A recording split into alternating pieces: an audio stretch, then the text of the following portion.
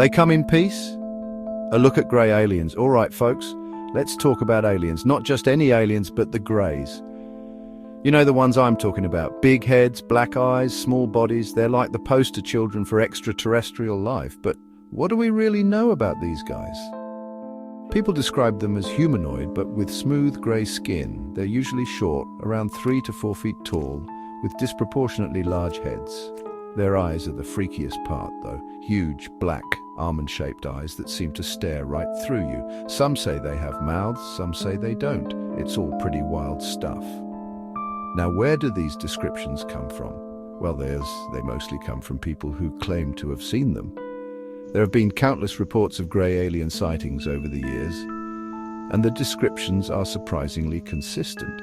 Is it all just a bunch of hooey? Or could there be something more to it?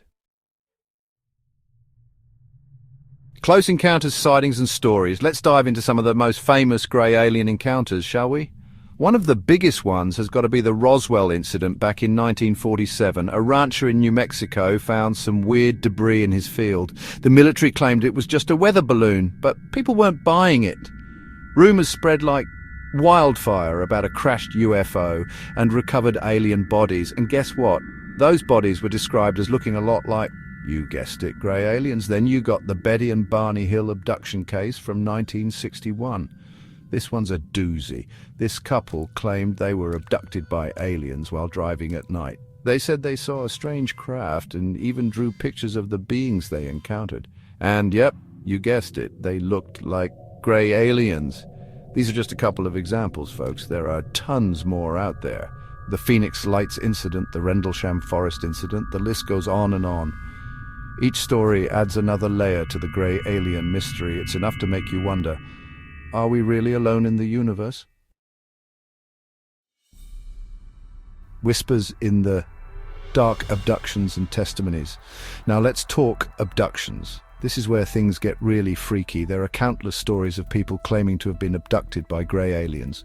Often, these abductions happen at night. People report waking up in strange places with missing time they can't explain. Some even claim to have been subjected to medical experiments. One of the most well-known abduction cases is the Travis Walton incident from 1975. Walton, a logger, claimed to have been abducted by a UFO in front of his co-workers. He reappeared 5 days later with a wild story about being taken aboard an alien craft and encountering, you guessed it, grey aliens. These stories can be pretty disturbing, man. People report feeling terrified and helpless during these encounters. Many experience lasting trauma and psychological effects. Whether you believe them or not, these testimonies are hard to ignore. They raise some serious questions about what might really be going on out there. The truth is out there, evidence and belief. So, what about evidence? Is there any real proof that grey aliens exist? Well, that's the million-dollar question, isn't it? There's no smoking gun, no irrefutable proof that would convince everyone.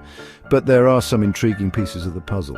We've got blurry photos and videos of UFOs, strange crop circles that defy explanation, and even government documents that hint at the possibility of extraterrestrial life.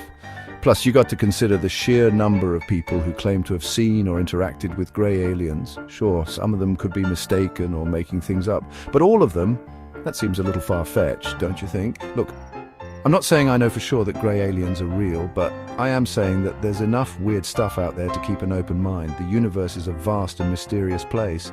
It's entirely possible that we're not alone, and if we're not, maybe, just maybe, the greys are out there somewhere watching us.